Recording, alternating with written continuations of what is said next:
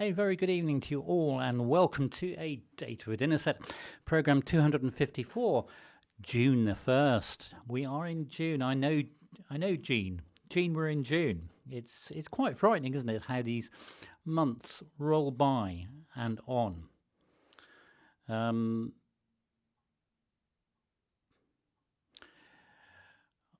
Jill, I'm just reading your message about visiting Jean. Maybe I'll beat you to it this year. We'll see. Anyway, you are most welcome to a Date with Innerset. I hope this finds you well and you've had a good week, including the sort of weird start that, of course, was the bank holiday at the beginning of the week. So welcome to our 45 minutes of live piano, 6 pieces, a mixture of things going on, as always. And if you've not been with this program before, we always start with a brief 45-second burst of some theme music, usually TV, and in this case, as Hannah very quickly typed in, saw it pop up in the corner of my QI. Yes, indeed, that was the theme music to QI. Good evening, Auntie Roz. How lovely to see you. Yes, indeed, QI. That quirky little program, which first came on our screens, I believe, in 2003. And, sort of offbeat fun, isn't it? Well, it certainly was in the beginning. I mean, I haven't had a television for years, but I used to watch it. And it used to be lots of fun. That rather groovy reggae-style theme music composed by Mr. Howard Goodall, who we've featured many times on the programme, usually in the capacity of theme music. He, of course, composed the theme music to Blackadder, The Vicar of Dibley, Mr. Bean, what else? Yes, lots of things like that. And that one, QI, very clever composer and rather a nice chap. I met him once and he was seemed very humble for a composer. And he writes some very nice choral music, very learned musician as well. Anyway, that was our opening one this evening on program 254. So I hope you will enjoy this evening's selection. How can you miss that? You're a one, aren't you? Hey? Anyway, hope you all enjoy this evening's selection. If you're with us live in the chat room, do join in and chat away if you so wish. If not, just sit back and enjoy the selection. I hope there's something for everyone. Yeah, there has to be. Has to be in tonight's selection, something for everyone to enjoy. And if you're watching on the catch-up, you are equally welcome. Probably a lot of what I say between the music will make no sense because I'm often referring to the screen. But anyway, I hope that doesn't spoil your enjoyment of the music. Do you have a good evening with me? You always will, won't you? Coffee. Very important.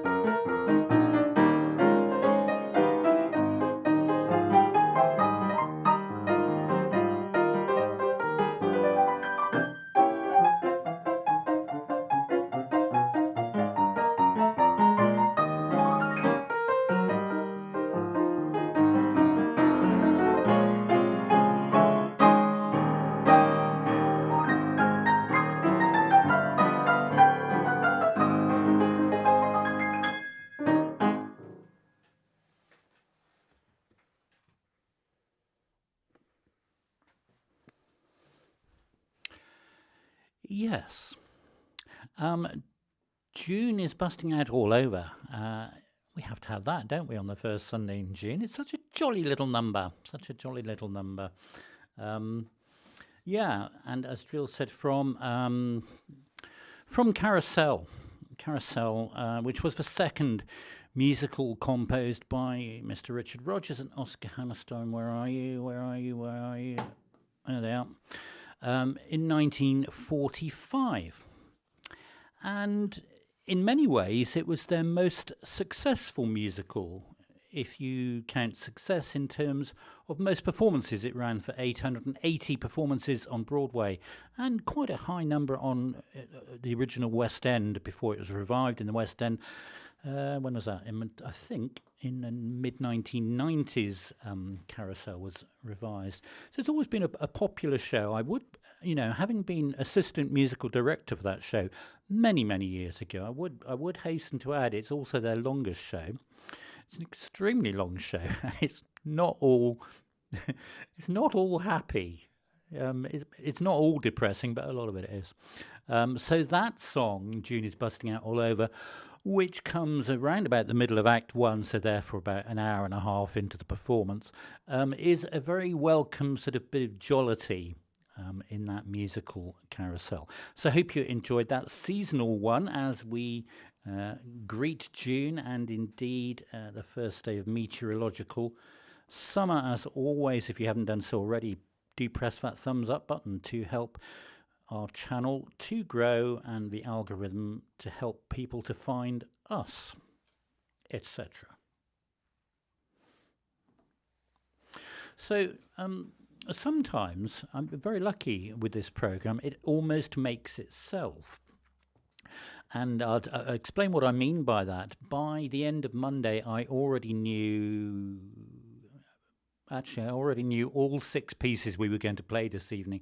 A lot of them just fell into perspective because of things that are happening in the news or seasonal, etc., etc., etc. So it's always nice when that happens, especially in a busy week. Good evening. Good evening. Maggie and Jerry. A wedding in Kent. Fantastic. I hope you had a good time in Italy celebrating your wedding anniversary. It's very good to see you here this evening on a date with the dinner set.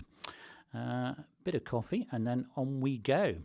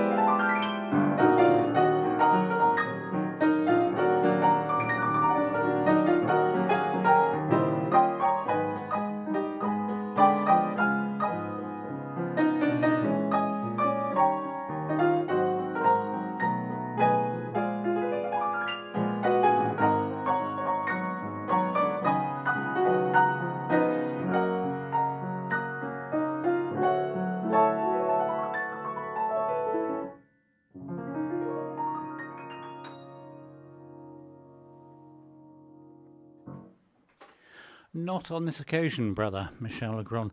I think it's important to leave at least a week between Michel Legrand pieces. Do you not? Yes. Yes. Now, if Barbara were in the chat room, she would have piped up with that one straight away. I feel we had it, I think, last in, I'm going to say, September of last year. It's a great number, and it comes from the musical Can Can by Cole Porter. There he is. Poor chap. He was very, very serious in the last sort of 20 years of his life because he was in absolute agony because of multiple leg operations. But Can Can was a pretty good show for him, actually. It was from 1953. And that song was the song It's All Right With Me. And so successful was that song as one of the great numbers from that show, Can Can, that they bunged it into high society again a few years later. It's one of those songs that has been sung by all the greats that you can think of. Ella Fitzgerald springs to mind. George Michael did a very nice cover of it. The person I most associate and I hear his voice when I hear that song is Mr. Frank Sinatra, and there he is in the film version of Can Can singing it. And there he is in the studio recording with Quincy Jones producing there. Yeah, quite a distinctive way did Frank have of singing that lovely upbeat number by Cole Porter, It's All Right With Me, from 1953. Well, you know, don't hold back, brother. You know, you just go for it. You know, at your age, I think you should feel free to just say whatever you like, really, and you can get away with it. Let's face it. So, yes, can I just say, it's really nice to be playing 88 notes again. I was playing for a wedding reception yesterday afternoon, and I said, do I need to, you know, bring my digital piano? Oh, no, it was a grand piano, I was told.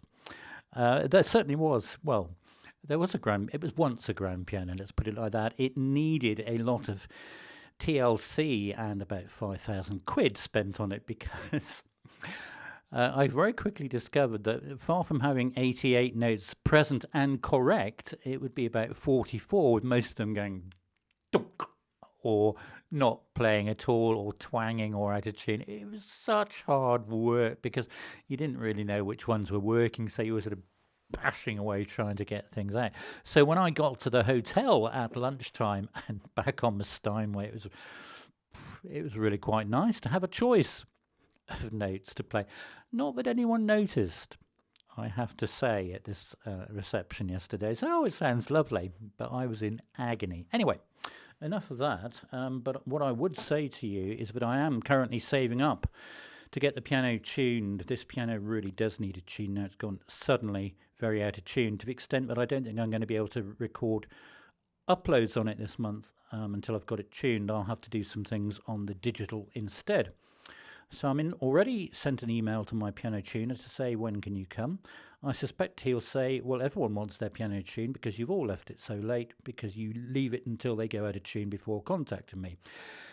Anyway, the sort of moral of that story is, yes, I should have it tuned regularly rather than wait for it to go out of tune, thinking that, oh, it'll stay in tune forever and ever and ever. Amen.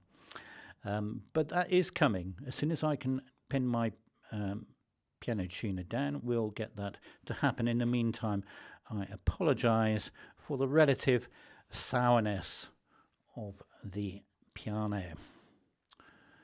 We'll have coffee and then something which we haven't had again for a long time, something which is well known and I think topical as well.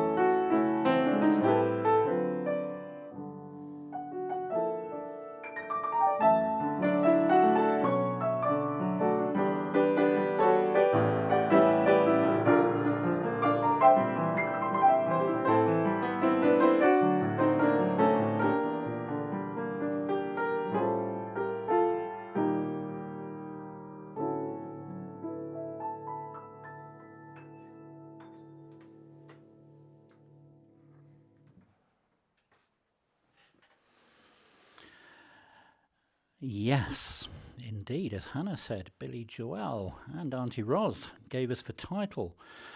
Now, if I caught what you typed before you deleted it, brother, you are also correct. But to talk about that in a minute. But as Hannah said, just the way you are, and followed by Jill. It was from 1977, from his 5th studio album.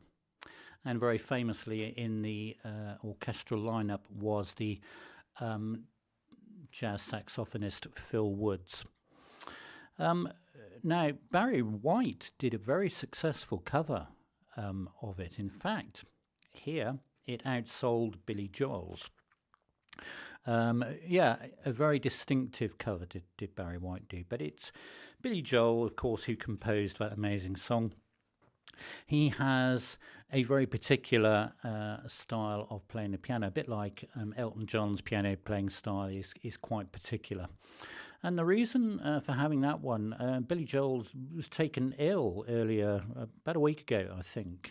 I think he's 76 now. He's touring currently, but he has cancelled all his concerts. He's got, I think, fluid on the brain, so he's been advised to step back for a little bit and let things settle down. So obviously we wish him well. Clearly he'll be watching this evening, or would have been watching until he heard that and then switched off and said, I need to recuperate. But that's what that was, just the way you are, from 1977. There you go, you see. Do what you normally do, Mark, and just say any old thing, yeah? We forgive you. It's fine, yeah?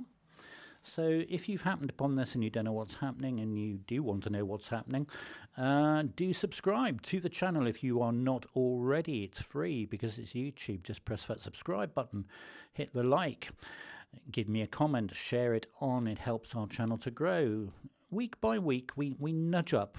We're up to 695 subscribers this week, which is jolly good fun, I have to say. So I hope you enjoyed that one. And here's one we haven't had for years. Years, literally years. I'm surprised that we haven't had this one for so long. I think you'll know it almost straight away, I hope.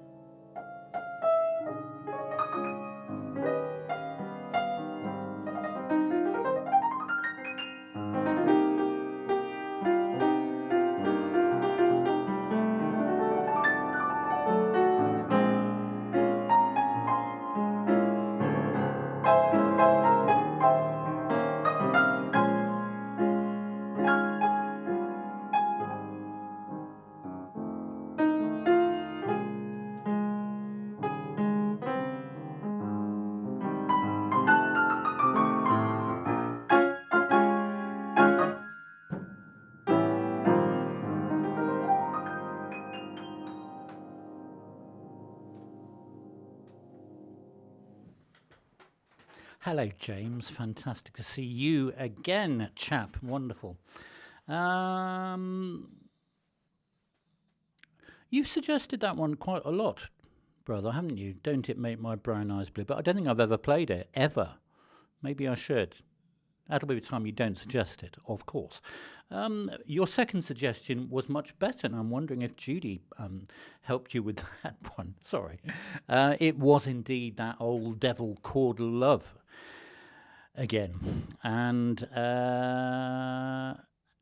as James correctly said, it was first sung by, well, let's see who wrote it first. It was composed by this chap. A bit of a foggy chap, as you can see. It's about the only picture I can find of him, Allan Roberts. And amongst his many pieces that he composed things like You Always Heard the One You Love, that old devil called Love. He composed a lot of music that was performed by Ella Fitzgerald, Doris Day, and Billie Holiday, who was indeed the first person, thank you, James, to record that old devil called Love. But brother, you see, you weren't incorrect. Yet again, you weren't incorrect. Because some 40 years later, in 1985, Alison Moyet, who before that was not this sort of sultry singer at all, recorded a version, a cover, if you like, of that old devil called Love, and it was quite a hit. If you're not familiar with her voice, it's a very distinctive low alto, and she's very good at singing the slow jazzy stuff. I saw her sing live a few years ago in a Michel Legrand tribute song, and she done half sing his stuff really well. But she says she doesn't really, she doesn't like to be associated with that sort of song. She considers herself more of a rock singer. So there you go. That old devil called Love, 1944, is the date on the tip of your tongue. So this week we had our final upload of May, and in the merry, merry month of May, all the uploads have been covers of James Bond film songs. And this week, the one I chose to do for the last one was For Your Eyes Only, composed by BILL Conti. BILL Conti, who famously composed all the Rocky films. He did very well out of those. But he composed a very fine score for Your Eyes Only, and a very distinctive title song as sung by SHEEN EASTON. And SHEEN EASTON has the distinction of being the only person so far to actually appear within the credits. Her imagery is within the credits as she sings that title song For Your Eyes Only. So that was the one that I put up on the channel on Friday the 30th, and as always there is a link directly underneath the video you're watching, the live stream you're watching now, which will take you there if you want to have a listen. Remind yourself a little bit of For Your Eyes Only. There's a bit of a few screenshots there if you've forgotten which film that was, which bit of Roger Moore campery was going on in that film. So For Your Eyes Only was this week's upload there on the channel. So I said near the top of the program that really tonight's program just wrote itself, which is always nice, because usually it takes a fair bit of time to sort of research what we haven't had for some time, and make sure we cover everything, as well as topical things and variety. We do try and get variety in each week. Very aware of some of the people listening who like a certain style and not others, but we do try and do a little bit. I'm half reading your comment, brother, but I'm trying to look at camera at the same time. I didn't know that. Fantastic. Good old Noel. Everyone loves Noel, don't they? So, as I say, the program wrote itself, but I don't know, Mark, you might be able to help me with this. I can't think what on earth the inspiration was for our next bit of music, which again we haven't had for many years to enjoy.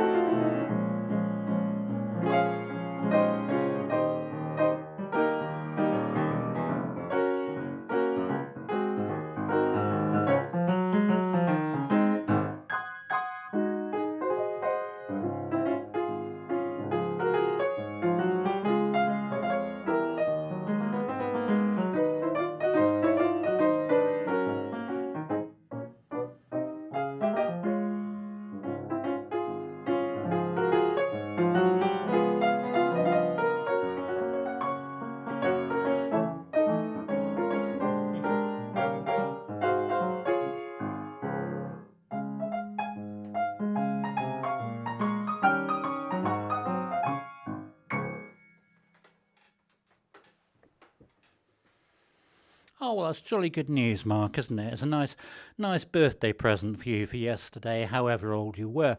Um,